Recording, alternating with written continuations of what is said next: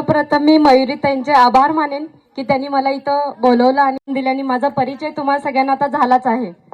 माझी जास्त काही ओळख आता मी तुम्हाला सांगणार नाही, पण तुम्हाला काहीतरी नक्कीच शिकायला मिळेल असे 2 शब्द बोलेन। तुम्हा सर्वांना जागतिक महिला दिनाच्या हार्दिक शुभेच्छा।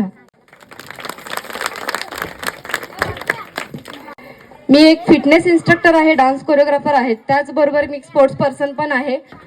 सगळ्यांना आता आरोग्याची काळजी घेणं किती गरजेचं आहे तुम्हाला सगळ्यांना माहितीच आहे। आरोग्य चांगलं आहे म्हणजे आपण चांगले आहोत।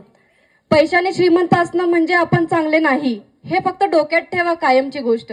पैशाने श्रीमंत असणं म्हणजे आपण खूप श्रीमंत आहोत ह्यातला भाग नाही। आपलं आरोग्य चांगलं असेल तर आपण खूप श्रीमंत आहोत, कारण आपलं आरोग्य चांगलं असेल तर आपण सगळं काही करू शकतोय। कोणतंही स्ट्रगल असू दे, कोणतंही काम असू दे, काही असू दे, आरोग्य चांगलं असेल तर आपण ते इझिली करू शकतोय। त्यासाठी आपण आपलं आरोग्य चांगलं ठेवणं हे खूप गरजेचं आहे। 24 तासामधला 1 तास वेळ काढून सगळ्यांनी योगा असू दे, झुंबा असू दे किंवा एक्सरसाइज असू दे, वॉकिंग असू दे, काही असू दे, पण एक्सरसाइज करत जावा। आपल्या फिटनेसची काळजी आपण स्वतः घेत जावा।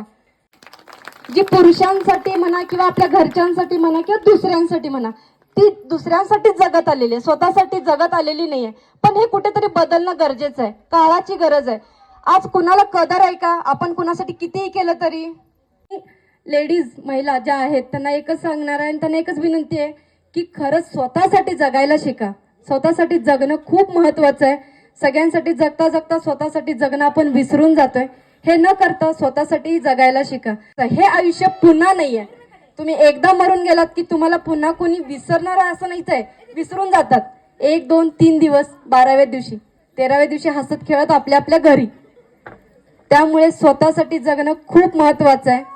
आपण मेल्याने कुणी जगणं सोडणार आहे अशातला भाग नाहीये, तुम्हा सगळ्यांना हे माहितीच आहे।